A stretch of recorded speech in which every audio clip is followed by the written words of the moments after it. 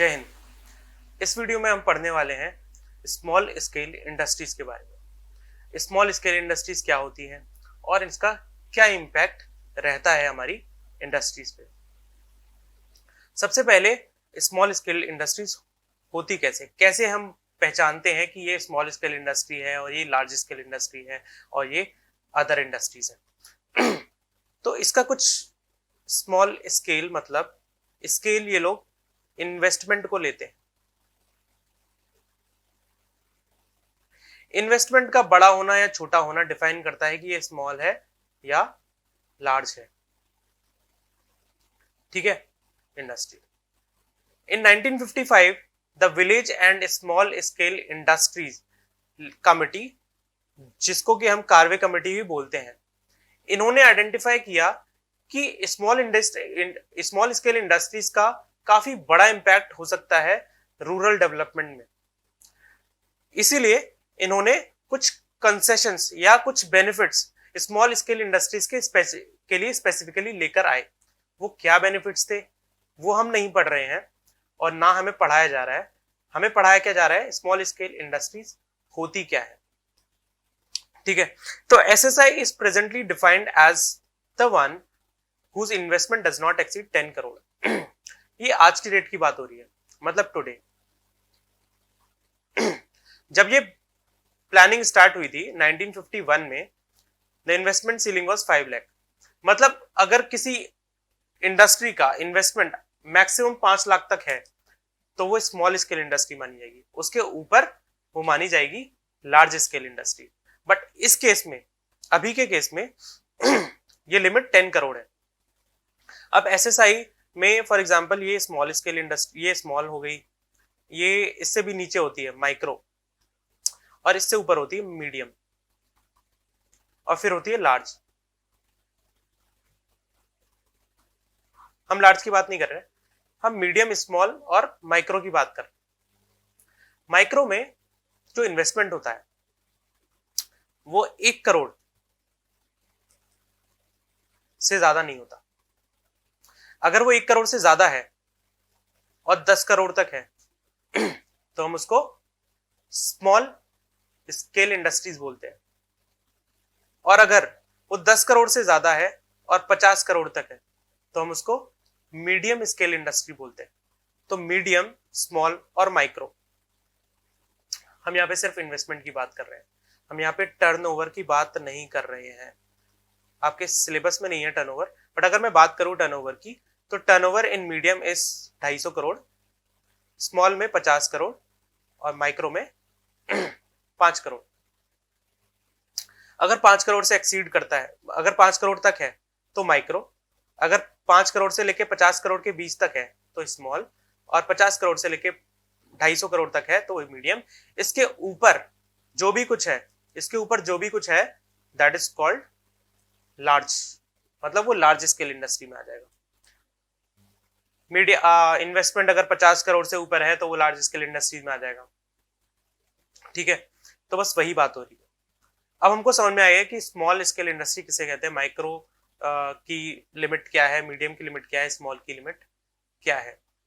याद रखना 10 करोड़ ये आज की डेट में है, ये जुलाई 2020 में रिवाइज की थी लिमिट। आपके सिलेबस के लिए कौन सी एप्लीकेबल है।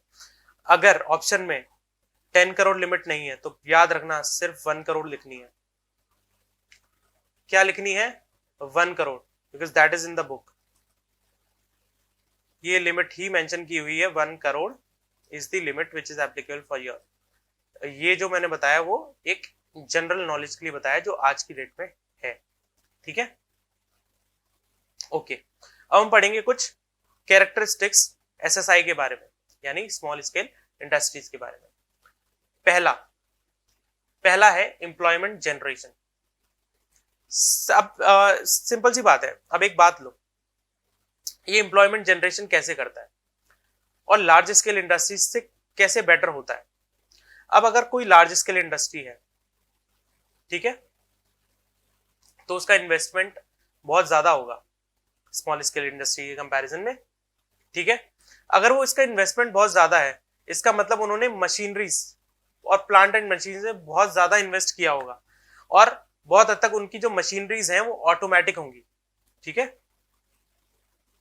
इसीलिए वो कैपिटल इंटेंसिव मानी जाएंगी, ना कि लेबर इंटेंसिव। लेबर इंटेंसिव कौन सी होती है? जो जिसमें लेबर ज्यादा काम करती है या जिसमें मैनफोर्स ज्यादा काम करता है। तो स्मॉल में इन्वेस्टमेंट कम होगा, प्लांट एंड मशीनरी ज्यादा नहीं होंगी, अगर होंगी भी तो मैनुअल होंगी, मैनुअल प्लांट एंड मशीनरी, या फिर लेबर काम कर रही होगी, ठीक है। तो वो हो जाएगी लेबर इंटेंसिव।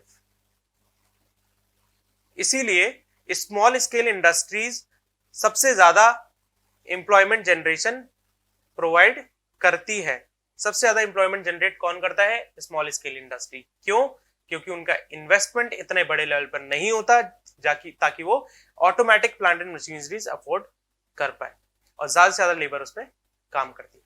इसीलिए इसका नाम दिया, इस कैरेक्टरिस्टिक्स का नाम है एम्प्लॉयमेंट जनरेशन, ठीक है। Second point, equity oriented. अच्छा, इक्विटी ओरिएंटेड मतलब ये बात कर रहे हैं कैपिटल से रिलेटेड या पैसे से रिलेटेड। अब एसएसआई नीड्स स्मॉल इन्वेस्टमेंट, ये तो ऑब्वियस सी बात है। इन्वेस्टमेंट ही एक सीलिंग है, इन्वेस्टमेंट ही एक लिमिट है, इन्वेस्टमेंट ही एक बेंचमार्क है। तो SSI needs small investment as compared to large scale industry, ठीक है। Accordingly it does not lead to concentration of economic power. Investment छोटा होता है, ठीक है, तो आप बहुत बड़ा मार्केट क्रिएट नहीं कर सकते। That is limitation of SSI. बहुत बड़ा मार्केट क्रिएट नहीं कर सकते, मतलब आप मार्केट को ड्राइव करने की पोजीशन में नहीं आ सकते अगर आपका स्मॉल स्केल इंडस्ट्री है। तो large scale industry market drive कर सकती है, उसमें concentration of economic power ultimately आ जाती है कहीं ना कहीं, अगर नहीं भी आती है तो कुछ कुछ केसेस में आ जाती है। बट एसएसआई के केस में ऐसा कभी नहीं हो सकता कि उसमें इकोनॉमिक पावर की पॉसिबिलिटी आए। इकोनॉमिक पावर से मतलब क्या? मतलब मार्केट ड्राइव करने की बात हो रही है, यानी कि कुछ हद तक मोनोपोली की बात हो रही है। तो वो किसी बिजनेस पे या वो किसी ग्रुप के पास नहीं आ सकती है। तो ये इसका एक एडवांटेज भी है, it promotes equality across different section of society. ये इक्वालिटी क्रिएट करता है among different sections of society. Third point की बात करेंगे, लोकेशनल फ्लेक्सिबिलिटी।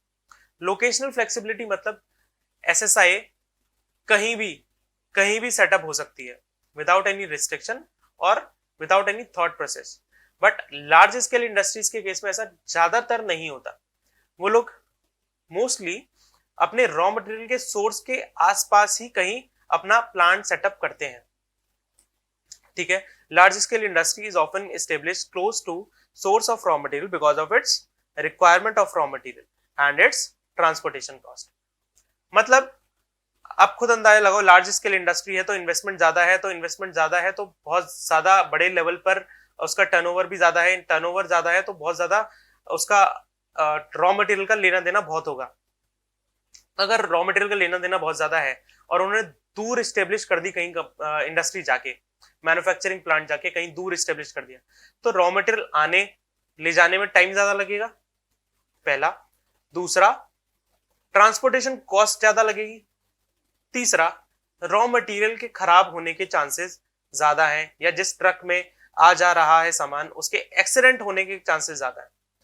अगर वो क्लोज किसी रेडियस में अपना मार्केट, अपना जो मैन्युफैक्चरिंग प्लांट है वो स्टेब्लिश करते हैं, तो बाकी ये तीनों चीजों से बच सकते हैं, तीनों चीजों के रिस्क से बच सकते हैं, ठीक है। तो इसीलिए ज्यादातर लार्ज स्केल इंडस्ट्रीज अपने रॉ मटेरियल के सोर्स के क्लोज स्टेब्लिश होती हैं, और स्मॉल स्केल इंडस्ट्रीज में ऐसा कुछ भी नहीं है, वो कैसे भी स्टेब्लिश हो सकती है, ठीक है।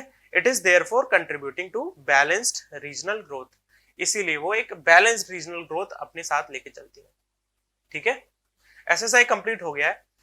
एसएसआई के बाद हम नेक्स्ट टॉपिक पढ़ेंगे फॉरेन ट्रेड का। तब तक के लिए जय हिंद।